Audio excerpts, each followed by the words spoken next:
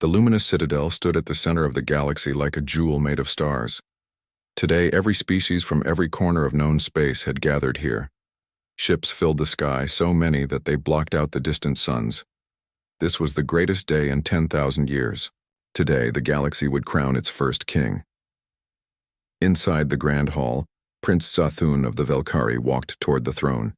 His body was made of living crystal that caught the light and threw rainbows across the walls. He was 3,000 years old, and he looked like a god. The Velkari were the oldest species in the Concordat. They could live forever if nothing killed them. They could move objects with their minds, bending gravity itself to their will. The other species watched him with respect and fear. There were the Mothcry with their 6 arms, the Zenthi who breathed methane, the Culex who looked like living stone, 47 different species all bowing to the Velkari prince. This was how things had always been. The strong ruled, the weak served. Commander Sarah Chen stood in the back of the hall with the human delegation. She wore her dress uniform, but it looked plain next to the exotic outfits around her. Humans were new to this galaxy. Earth had only been making contact with aliens for 20 years. Compared to species that had been traveling the stars for millions of years, humans were babies. Sarah heard the whispers around her. The pink primitives, some species called humans. Only 300 years of spaceflight, no special powers. They die after barely 100 years. Why are they even here? The comment stung, but Sarah kept her face calm. She had been a soldier for 15 years. She knew how to hide her feelings. The ceremony began. A floating platform carried the crown of unity into the hall. It looked ancient, covered in symbols that hurt to look at. The crown was supposed to be pure magic, created by a race that died out long before any current species existed. Everyone said it gave the wearer absolute power over all military forces in the Concordat. 10,000 star systems, billions of ships, all controlled by whoever wore this crown. But Sarah noticed something others missed.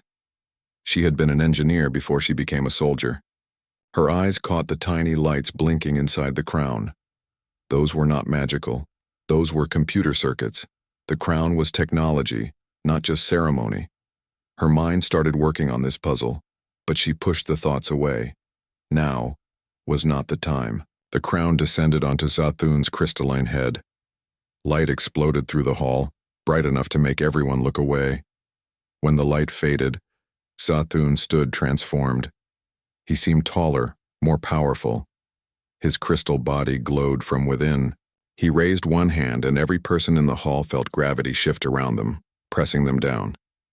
It was a reminder, a warning. Zathun was their king now, and kings had power. I am your galactic king. Zathun's voice boomed through the hall without any speaker system. Under my rule, we will have order. Perfect order. Each species will know its place. The strong will lead, the weak will serve. This is the natural way. This is the eternal way. Sarah felt cold wash over her. She knew what this meant. The Velkari saw themselves as the strong.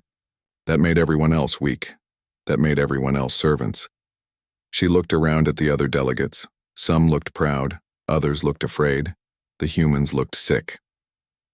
After the ceremony, Sarah walked through the gardens outside the citadel. She needed air. She needed to think. An old alien sat on a bench near a fountain. He looked like a turtle that had been stretched tall, with a shell covered in writing. Sarah recognized him as Scholar Tekmul, one of the few beings older than Jathan himself. You notice the circuits in the crown, the scholar said without looking at her. His voice was like wind through caves. Good. Most see only magic and myth. They forget that the precursor race who made the crown were builders, not wizards. Sarah sat down carefully. What does it mean? It means the crown makes choices, Tekmul said. The precursors did not want tyrants to rule forever. They built in a safeguard. Any being can challenge the king through the trial of stars. If they prove themselves worthy, the crown will choose them instead. He finally turned to look at her with eyes like black pools. The crown does not choose by bloodline, Commander. It chooses by worthiness. Sarah's heart beat faster. When was the last trial? 8,000 years ago. The challenger was executed by the ruling dynasty before the trial finished. Since then, no one has dared. The old scholar stood slowly. But these are new times. Perhaps someone will be brave enough, or foolish enough. Sometimes those are the same thing. He walked away, leaving Sarah alone with her thoughts. Around her, the celebration continued. But Sarah was not celebrating. She was planning. Somewhere in the back of her mind, a dangerous idea was forming. Humanity had not come all this way across the stars just to kneel. Maybe it was time someone reminded the galaxy what humans were good at. Humans were good at doing impossible things. 3 months passed after the coronation. 3 months of watching King Zathun change the galaxy. He called it the ordering. Sarah called it slavery with a fancy name. The new laws came down like hammer blows. Species were ranked by age and power. The Velkari and their allies were first class. Old species with colonies and armies were second class. Young species like humans were third class. Third class meant you had no rights. It meant your planets could be taken. It meant your people could be relocated to mining worlds and factory stations. Earth received the message on a Tuesday. The Concordat military wanted humans to surrender all weapons. They wanted control of Earth's government. They wanted humans to start working on resource extraction planets. The message did not ask. It commanded. Humans had 30 days to obey or face consequences. Sarah was in a strategy meeting when the message arrived. She watched the color drain from the Admiral's face as he read it. They want us to become workers for them, he said quietly. They want to put control chips in our people. They want to take our children for education camps where they will learn to serve. The room erupted in anger. Officers shouted about fighting back. But Sarah knew the truth. Humanity had 12 warships. The Concordat had millions. Earth had no chance in a straight fight. If they fought, Earth would burn. Every human city would become ash. Everything humanity had built would end. But Sarah also knew something else. She had spent the last 3 months researching. She had broken into old archives. She had talked to scholars who remembered the ancient laws.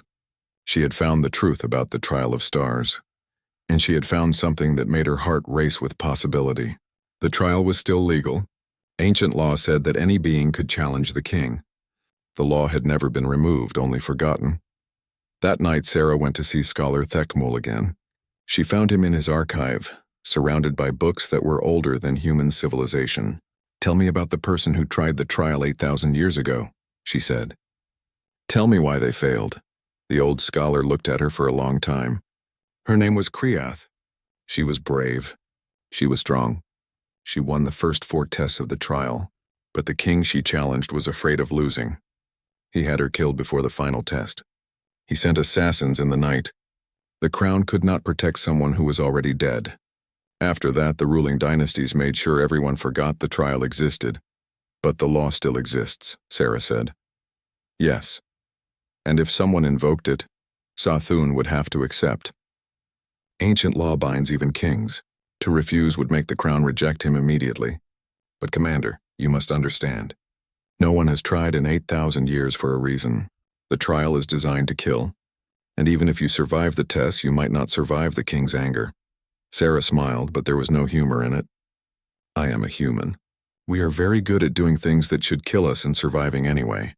That is how we made it to the stars in the first place. She spent the next 2 weeks preparing. She could not tell her commanders what she planned. They would try to stop her. She could not tell Earth. They would forbid it. This had to be her choice alone. If she failed, if she died, it would be her responsibility. Not Earth's, not humanity's, just hers. But she did not work completely alone. Quietly, secretly, she made contact with others. There were species who hated the ordering as much as humans did. The Zenthi who breathed methane were being forced from their homeworld. The small Piccha were being used as servants. The artistic Yulmari were having their culture erased. All of them were angry. All of them were afraid. And all of them wanted to help when they heard about Sarah's plan. They could not fight openly. But they could provide information. They could warn her about dangers. They could supply her with equipment. A resistance network formed in the shadows, and Sarah was at its center. She was not just fighting for Earth anymore. She was fighting for everyone the king wanted to crush. On the 28th day, 2 days before Earth's deadline, Sarah walked into the throne room of the luminous citadel. She wore her uniform. She carried no weapons. She walked past guards and nobles who stared at her like she was insane. Maybe she was, but she had made her choice. King Zathun sat on his throne of light, dealing with some trade dispute. He did not notice Sarah at first. She was too small, too insignificant. But when she reached the base of the throne and spoke, her voice carried through the whole chamber. "King Zathun of the Valkyrie," she said clearly. "I am Commander Sarah Chen of Earth. Under the ancient laws of the Concordat, under the laws written by the precursor race who made the crown of unity, I invoke the trial of stars. I challenge your right to rule." The room went silent. Not the quiet of respect, the quiet of shock. For a moment, nothing moved. Then Zathun began to laugh. The sound was like ice cracking. "You," he said, "a human, you primitives barely understand gravity. And you want to challenge me? I have ruled for 3,000 years. I am Valkyrie. You are nothing. Then you have nothing to fear from the trial," Sarah said. Her hands did not shake. Her voice did not waver. "Unless you are afraid that a nothing like me might prove more worthy than you."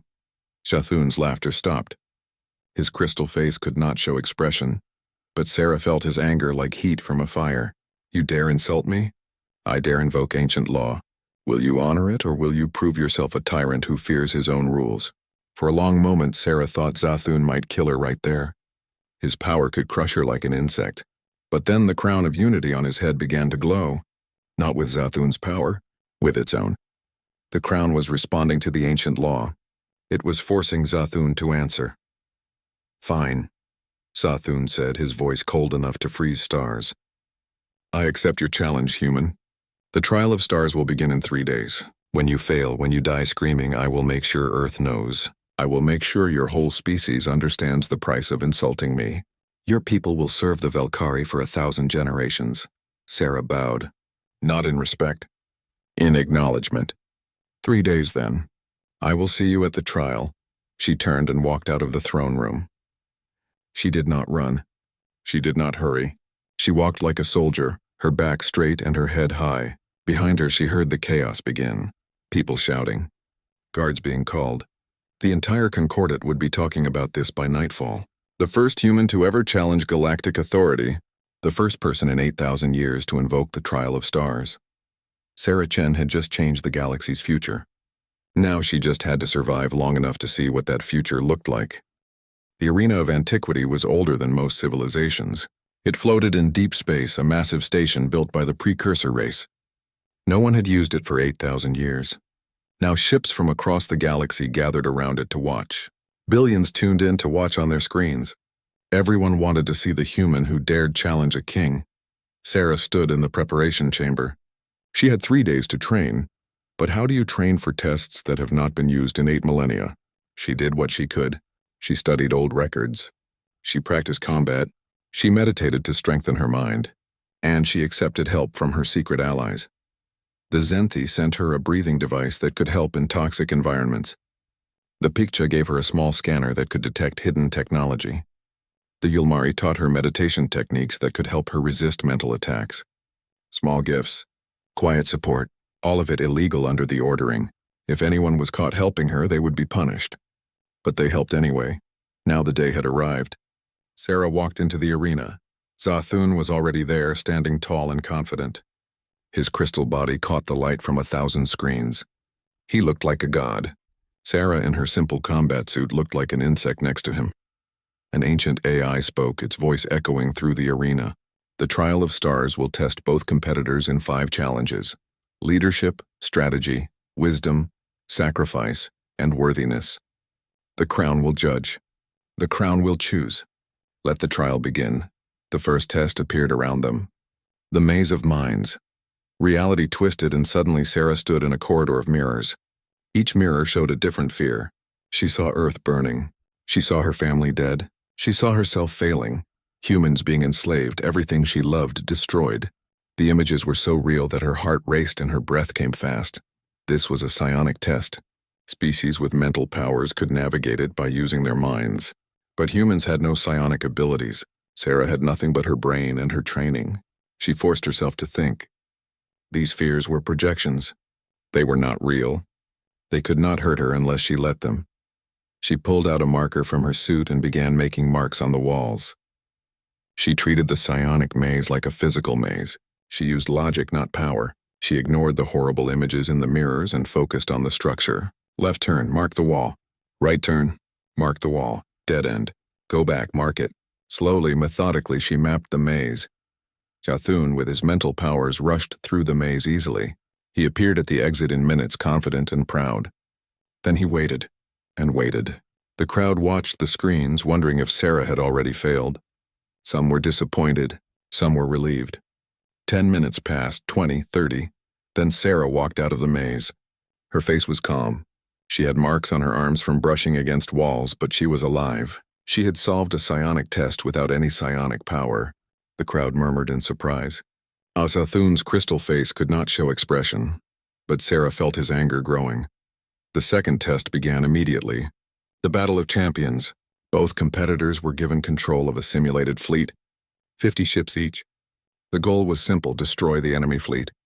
This was Zathun's strength. The Velkari had been warriors for millions of years.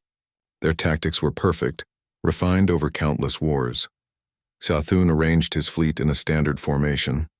Strong ships in front, support ships behind. It was textbook perfect. He advanced slowly, overwhelming force moving like a wall of steel. Sarah looked at her fleet and smiled. Humans had only been in space for 300 years, but they had spent thousands of years fighting each other on Earth. She knew something Zathun did not. Sometimes the side with fewer ships could win. She split her fleet into small groups. She sent decoys forward while hiding her real ships behind asteroids. When Zathun's fleet advanced to engage the decoys, Sarah struck from the sides. Hit and run. Strike and fade. She used guerrilla tactics that no honorable species would use. She sacrificed ships as bait, then destroyed the enemies who took the bait. The watching crowd gasped as Sarah's forces destroyed ship after ship. Zathun tried to adjust, but his tactics were too rigid. He expected honor. He expected formation fighting. He got chaos instead. In the final moments, Sarah did something no Velkari would dream of. She sent her flagship straight at Zathun's command ship on a collision course. Her simulated crew would die, but the explosion would destroy the enemy commander. Zathun had to choose: stand firm and be destroyed, or retreat and lose honor. He retreated. Sarah's forces surrounded his scattered fleet and forced surrender. The simulation ended with Sarah victorious. The crowd was silent with shock. A human had just beaten a Velkari in combat tactics.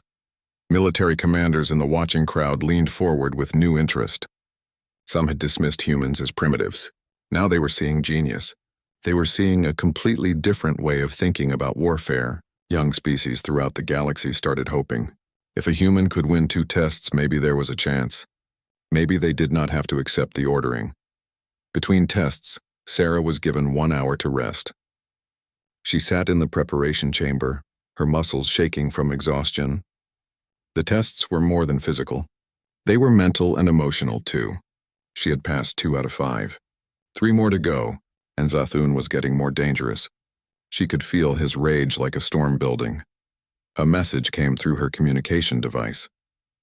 It was from Scholar Thekmul. "Just 3 words, be yourself, Commander." Sarah smiled. That was all she could do. She was human.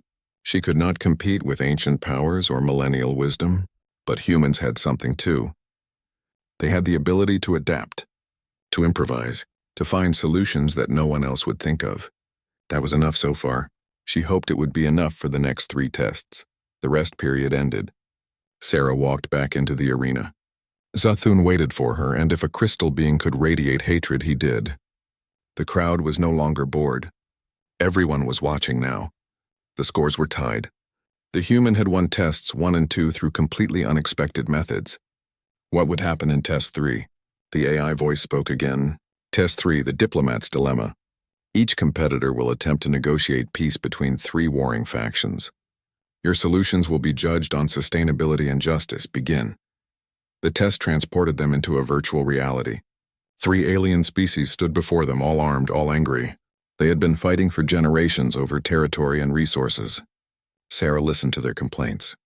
She asked questions. She tried to understand what each side really needed, not just what they demanded. Zathun went first. His solution was simple. He placed the three factions in a hierarchy. The strongest species would rule the territory. The middle species would serve as administrators. The weakest would be workers. Everyone would have a role. Everyone would have order. It was the ordering on a small scale. The AI judged his solution. Stable but unjust. The weaker factions will eventually rebel. Score 6 out of 10. Now it was Sarah's turn. She spent time with each faction, really listening. She discovered that the war was not really about territory. It was about resources. One faction needed water. Another needed minerals. The third needed farming land. They were fighting because they thought there was not enough for everyone. But Sarah saw something they missed. The territory had all three resources. They just needed to share differently. She proposed a solution. Divide the territory by resource type, not by faction power. The water-rich areas go to the species that needs water. The mineral-rich areas go to the miners. The fertile areas go to the farmers. Then set up trade agreements so everyone can exchange what they have for what they need. No rulers, no servants, just cooperation. The AI was silent for a long moment. Then sustainable and just. All factions benefit. No hierarchy of oppression. Gora 9 out of 10. The crowd erupted in noise. Sarah had won test 3. She was now ahead. And she had done it by showing a completely different way of thinking. Not domination. Cooperation. Not hierarchy. Equality. These were human values, and for the first time, the galaxy was seeing that maybe human values had worth. Maybe there was another way to organize a civilization. Maybe the ordering was not the only option. That simple idea, spreading through billions of watching minds, was more dangerous to Zathun than any weapon, and he knew it. Sarah had won 3 tests. Zathun had won none. The galaxy watched in disbelief. This was not supposed to happen. The king was ancient, powerful, experienced. The human was young, weak, new. But somehow the human kept winning. In the preparation chamber, Sarah tried to rest. Her body ached. Her mind felt stretched thin. She had been fighting for hours, using every bit of training and intelligence she had. 2 more tests remained. She could do this. She had to do this. For Earth. For all the species Zathun wanted to crush. She could not give up now, but Zathun was not resting. In his private chamber, he met with his advisors. They were nervous. If the king lost the trial, everything changed. The Velkari would lose their position of power. The ordering would collapse. Thousands of years of careful control would end. She must not reach the final test, one advisor said. The 4th test is next, the Crucible of Sacrifice. If she wins that too, she will be nearly impossible to beat. What do you suggest? Zathun asked coldly. An accident. During the rest period, no one would blame you. These things happen in ancient trials. Equipment fails. Life support malfunctions. The human dies before the next test can begin. Zathun considered this. It would be easy. A king had resources, but then he thought about the crown on his head. It was watching. Always watching. If he cheated, if he killed Sarah outside the trial, the crown would know. It would reject him. He would lose everything. No, he said finally. We do this legally. I will beat her in the next test. She has been lucky so far. Luck runs out, but he was lying to himself. Sarah had not been lucky. She had been smart. And deep down, Zathun was starting to feel something he had not felt in 3,000 years. Fear. The 4th test began. The Crucible of Sacrifice. Both competitors found themselves standing in a virtual city. It was burning. Buildings collapsed. People screamed. The AI voice explained the test. A disaster has struck. You can save yourself and keep all your power and possessions, or you can sacrifice something precious to save these people. Choose. Zathun looked at the burning city. These were not real people. They were simulations. Saving them meant nothing. But the test required sacrifice. He thought carefully. What could he give up that would seem impressive but not actually hurt him? He reached up and removed a jewel from his body. It was valuable, beautiful, but he could replace it. He offered it to save the city. The AI judged. Sacrifice accepted. But the value is small. You lose little. The people are saved, but barely. Score 5 out of 10. Now Sarah's turn came. She looked at the burning city. She knew they were simulations, but the test was about more than that. It was about what kind of leader she would be. What would she truly sacrifice for people who needed her? The AI spoke directly to her. To save these people, you must give up your right to return to Earth. You will be bound to the stars forever. You will never see your home planet again. Never see your family. Never walk on Earth's soil. This sacrifice is real. The trial's magic will make it permanent. Choose. Sarah felt her heart break. Earth. Home. She thought of the blue skies and green grass. She thought of her mother's face, her father's laugh, her sister's wedding that she had missed because she was in space. If she made this choice, she would lose all of that forever. She would be alone among the stars. But she looked at the burning city, at the people screaming. Even if they were simulations now, they represented real people. People who would suffer under the ordering if she did not stop Sathun. What was her happiness compared to billions of lives? I accept, she said quietly. Save them. She felt something change inside her. The trial's magic took hold. She would never go home. The knowledge hit her like a physical blow. She fell to her knees, tears streaming down her face. The city was saved. The people cheered, but Sarah wept for what she had lost. The AI voice was soft, almost respectful. True sacrifice given. You chose others over yourself. You gave up what you treasured most. Score 10 out of 10. The watching galaxy was silent. They had just witnessed something they did not understand. Sathun was 3,000 years old. He had seen empires rise and fall, but he had never sacrificed anything that truly mattered to him. How could he? When you lived forever, nothing felt precious enough to lose. You always thought you had more time, more chances, but humans lived such short lives. Every moment was precious. Every choice mattered. Sarah had just given up her home, her family, everything she loved, to save people she did not even know. That was not just sacrifice.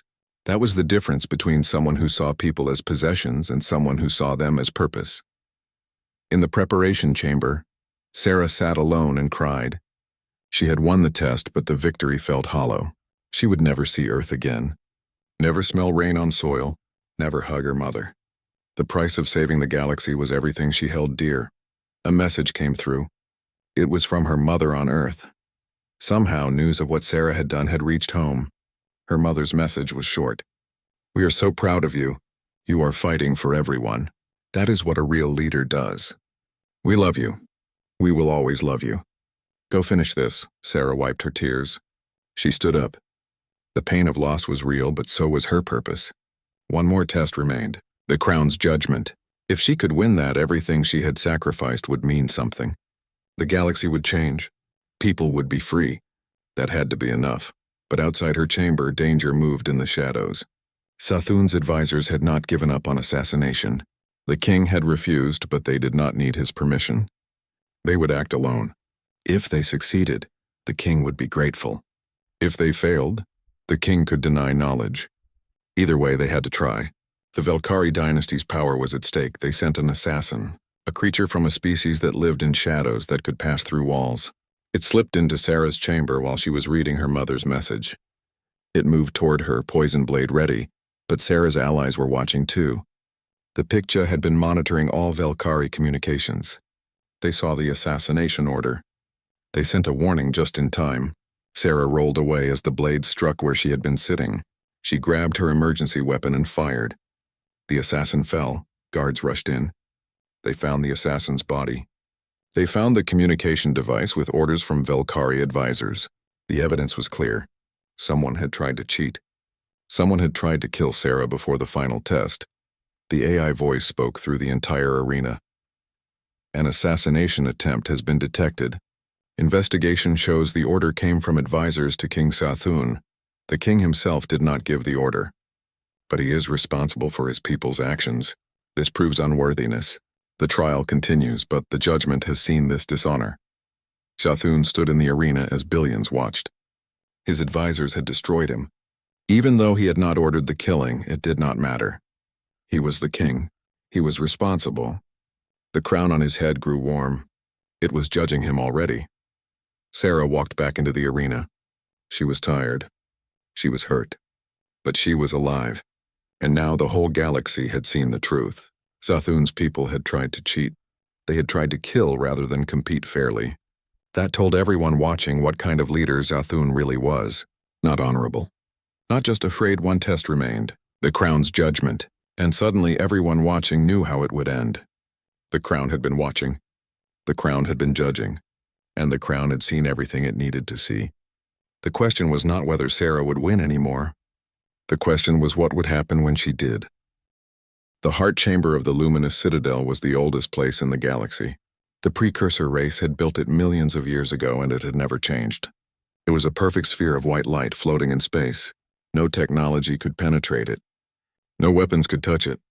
Here only truth existed. Sarah and Zathun stood facing each other. The entire Concordat watched. Every species, every world. This was the moment that would decide the future. The AI voice spoke one final time. The fifth test. The Crown's judgment. Both competitors will wear the crown of unity simultaneously. It will read your souls. It will see your true intentions for ruling. It will choose based on worthiness, not power, not age, not species. Only worthiness matters. The crown lifted from Zathun's head. It split into two forms, two copies, perfect and identical. One crown floated toward Zathun, one toward Sarah. They settled onto both heads at the same moment. And then the real trial began. The crown was not just metal and circuits. It was alive. It was the last creation of a race that had seen tyranny destroy civilizations. They had built this crown to prevent such destruction from happening again. It could read minds, but deeper than that, it could read souls. It could see what a person truly wanted, what they truly valued, who they truly were. Zathun felt the crown digging into his thoughts. At first he tried to hide. He tried to show only his noble intentions. He would bring order. He would bring peace. The strong would lead wisely. The weak would be protected. It all sounded good, but the crown went deeper. It found the truth beneath the pretty words. Zathun wanted power, not to help others, to prove Velkari superiority. He had lived 3,000 years watching younger species rise. He had seen humans go from primitive to spacefaring in mere centuries. It terrified him. If young species could advance so quickly, what did that mean for the Velkari? They had been powerful for so long, but they had stopped growing. They had become frozen in their perfection. The ordering was not about justice.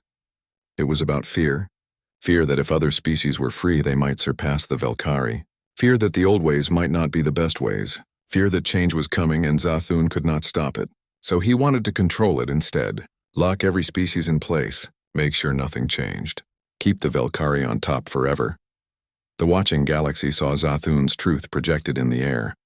They saw his fear, his need for control, his view of other species as tools or threats, never as equals. 3,000 years of life, and he had learned nothing about leadership. He only knew dominance. Now the crown turned to Sarah. She did not try to hide. She had no practice at hiding her soul. She was only 35 years old. She had not lived long enough to build walls around her heart. The crown saw everything. It saw her fear too. She was terrified. She was one human against a galaxy of billions. She had no idea how to rule. She had never wanted to rule. She was a soldier, not a politician. What if she won and everything got worse? What if she was not good enough? But beneath the fear, the crown found something else. Purpose. Sarah did not want power for herself. She wanted freedom for others. She had challenged Zathun not to become queen, but to stop a tyrant. She did not see species as strong or weak. She saw people. Different people with different strengths, but all deserving of respect. All deserving of choice. The crown saw her sacrifice.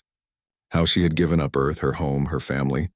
Not for glory, not for power, to save people she did not know. That was not just sacrifice. That was love. Love for strangers. Love for the idea that every person mattered, human or alien, powerful or weak. And the crown saw her vision for the future. Not humans ruling over others. Not any species ruling over others. True cooperation. True equality. A galaxy where no one had to kneel. It was idealistic. It was probably impossible. But it was genuine. She truly believed it. And she would truly try to make it happen. The watching galaxy saw Sarah's truth projected next to Zathun's. The contrast was absolute. Fear versus hope. Control versus freedom. Dominance versus cooperation. A king who saw subjects as possessions. A soldier who saw people as purpose. The crown made its choice. The copy on Zathun's head grew hot, burning hot. He cried out in pain as it seared into his crystalline skin. Then it lifted away, rejecting him. The copy on Sarah's head grew warm but gently. It settled deeper, accepting her, bonding with her. Sarah felt the crown's power flow into her. Suddenly, she could sense every military network in the Concordat, every ship, every station, every weapon. The crown gave her absolute authority over all of it. 10,000 star systems worth of power now hers to command. But it was not just power, it was knowledge. The crown downloaded the wisdom of the precursor race into her mind. Millions of years of history, technologies, strategies, it was overwhelming. Sarah fell to her knees, her brain trying to process information that no human had ever held before. Zathun stared at her. His face could not show expression, but his voice showed everything: rage, humiliation, disbelief. "No," he whispered. "This is impossible. You are human. You are nothing." "The crown has chosen," the AI said. "Commander Sarah Chen is worthy. King Zathun is not. The trial is complete, but Zathun was not finished. 3,000 years of power, of being superior, of being worshipped, all of it was ending. He could not accept it, would not accept it." His crystal body began to glow with gathered energy. He raised his hands, and Sarah felt gravity twist around her. He was going to kill her. Trial or no trial, he would not let a human take his throne.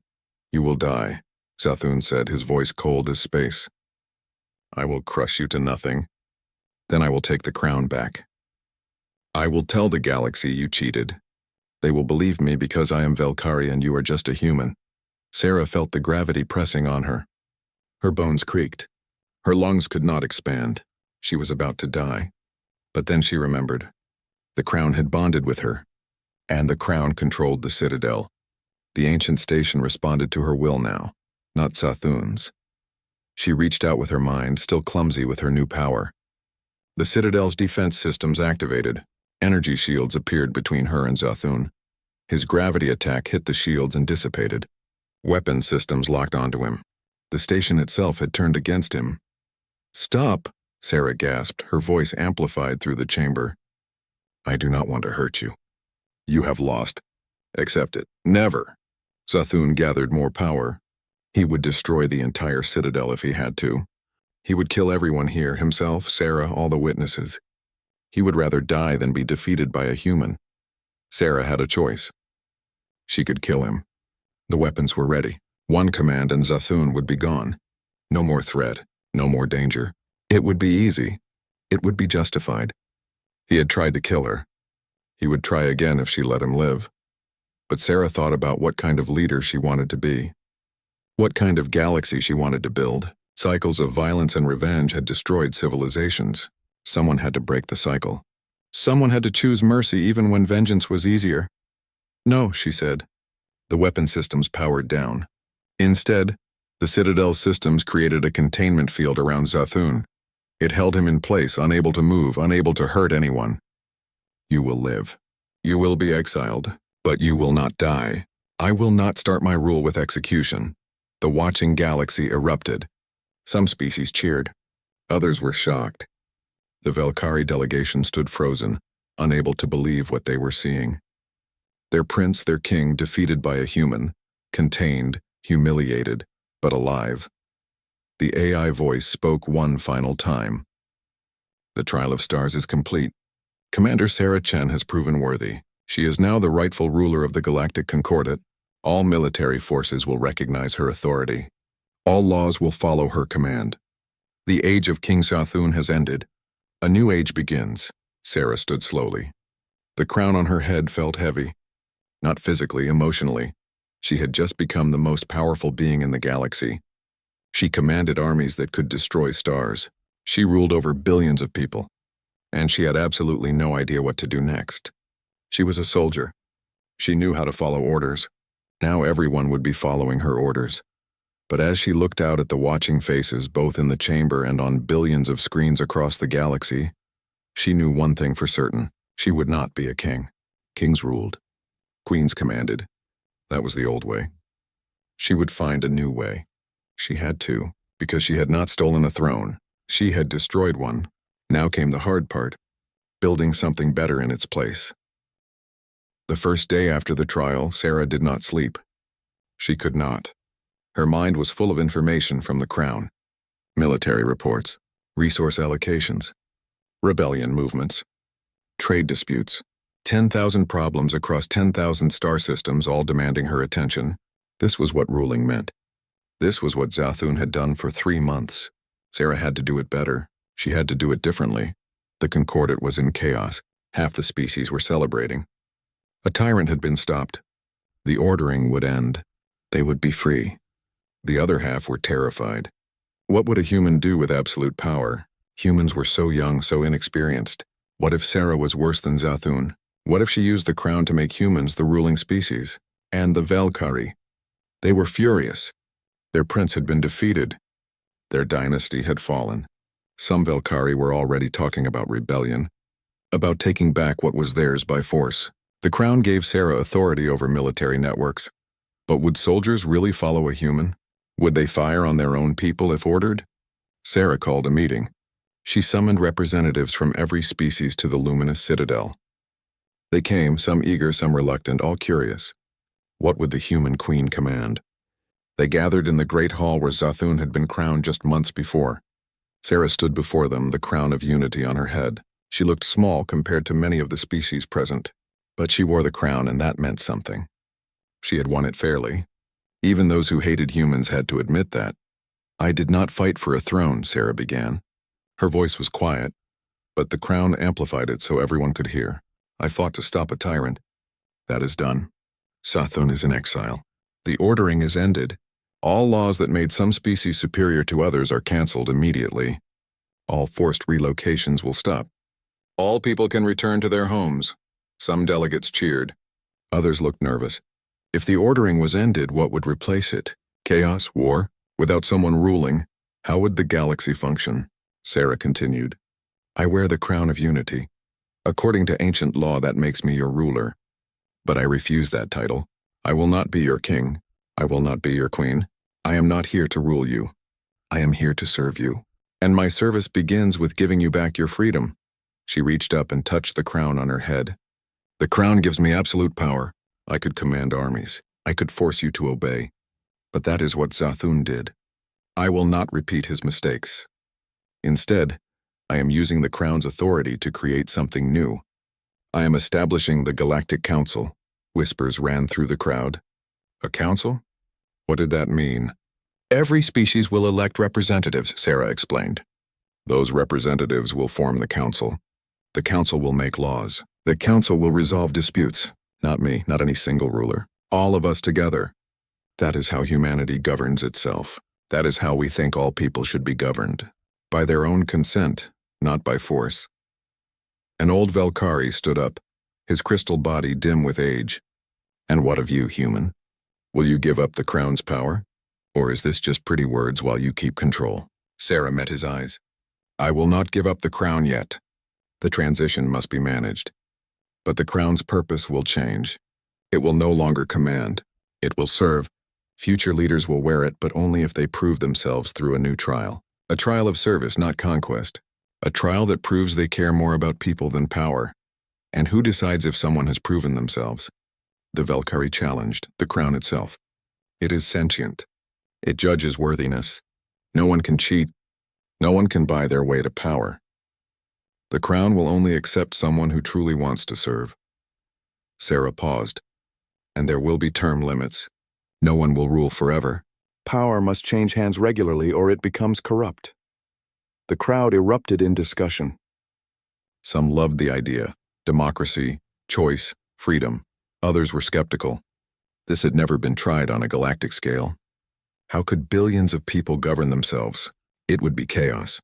It would be war. Strong leaders were needed to keep order, but Sarah had expected resistance.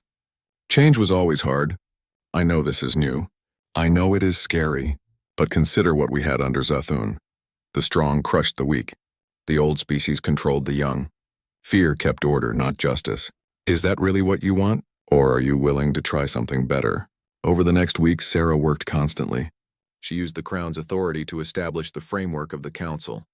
She wrote the Charter of Rights. Every sentient being had the right to life. to freedom. To be treated fairly under the law. No species was superior. No species was inferior. All were equal in the eyes of the law. Not everyone accepted this. Some Velkari tried to rebel. They gathered ships and attacked council facilities. Sarah had to respond. It broke her heart. She had wanted to end violence, not create more, but the Crown gave her control of the military networks. She used that control carefully. Ships that attacked were disabled, not destroyed. Rebels were captured, not killed. She showed mercy whenever possible. Slowly, the resistance faded, not because Sarah crushed it, but because most people saw that she meant what she said. She was building something better. The hardest part was personal. Sarah was bound to the stars forever. She could never return to Earth. She spoke to her family through video calls, but it was not the same. She saw her mother growing older. She missed her sister's baby being born. She celebrated holidays alone in the Citadel, while her family gathered on Earth without her. Sometimes late at night, she regretted her choice. She had sacrificed so much, for what? The galaxy was still a mess. People still fought. The council argued constantly. Nothing was perfect. Nothing was easy. Maybe Zathun had been right. Maybe strong rulers were needed. Maybe democracy was too hard. But then she would receive messages from a Zenthi family that could return to their homeworld, from Pikcha children who could go to school instead of being servants, from young species that now had a voice in galactic affairs. The messages all said the same thing. Thank you. You gave us hope. You gave us freedom. We will make this work. 47 days after the trial, Sarah did something no one expected. She held the first council elections. Every species voted. The results came in slowly over weeks as distant worlds sent their choices. When all the votes were counted, representatives from every species took their seats in the new council chamber, and Sarah stepped down. She removed the crown of unity from her head and placed it on a pedestal in the council chamber. This crown is now the crown of service, she announced. It will pass to future leaders who prove themselves worthy. But those leaders will serve terms, not lifetimes. They will be chosen by the people, not by birth. This is how we move forward, together. The watching galaxy was stunned. Sarah had held absolute power for exactly 47 days. She could have kept it forever. The crown would have protected her. No one could have forced her to give it up, but she gave it up anyway. She had said she did not want to rule. She had meant it. Many species had been skeptical of Sarah's plans. They thought it was a trick. Humans would rule through the council somehow, but Sarah proved them wrong in the most powerful way possible. She walked away from power. She kept no special authority. She was just an advisor now, helping the new council learn to work together. Years passed. The council system had problems. There were arguments. There were mistakes. Some laws were bad and had to be changed. Some species tried to gain unfair advantages. But there were no more tyrants. No more orderings. When problems came up, they were solved through discussion, not force. Slowly, painfully, the galaxy learned to govern itself. Sarah stayed in the Citadel as an advisor. She could never go home, but she found purpose in helping the council succeed. Young leaders from many species came to her for advice. She taught them what she knew: how to listen, how to compromise, how to put service above ego. She was not a ruler anymore. She was a teacher, and maybe that was more important. On the 10th anniversary of the trial, a ceremony was held. The council wanted to honor Sarah. They offered her a title: Commander of the Concordat, Voice of Freedom, Savior of Democracy. Sarah refused them all. I did not do this for titles or glory, she said. I did it because it was right. That is all the honor I need. But they insisted on something. A monument was built outside the Citadel. It showed Sarah removing the crown, placing it on the pedestal. The inscription read, "She did not steal a throne. She broke it, and taught us to build something better." That night, Sarah stood alone in her quarters and opened a video call to Earth. Her mother was very old now. Her sister had grandchildren. Sarah had missed so much, but when her mother saw her, she smiled. "We are so proud of you. The whole galaxy is better because of what you did. Was it worth the sacrifice?" Sarah thought about that question. She had given up everything.